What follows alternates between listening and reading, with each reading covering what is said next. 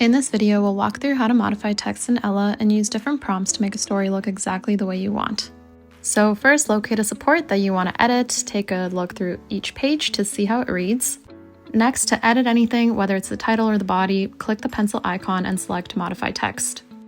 For example, here we're changing the title from I Have Feelings All Day to Feelings Change Throughout the Day.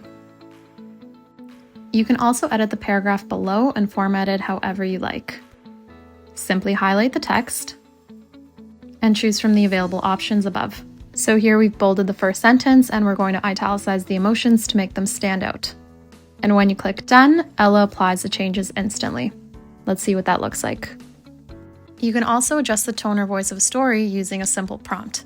So we'll click on the pencil icon again and head to Modify Text, then select Edit with a Prompt button, and prompt Ella with how you want the story to read.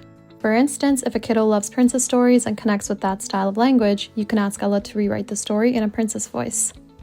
Then just give Ella a moment to generate the new text. And let's take a look at our new story through the princess lens.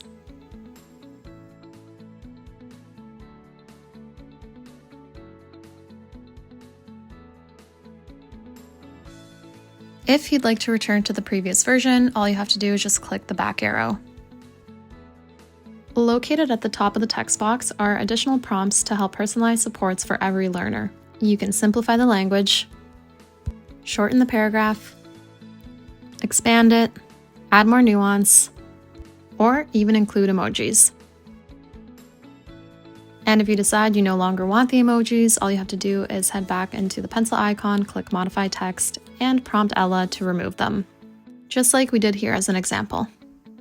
You can prompt Ella as many times as you'd like to get your story just right.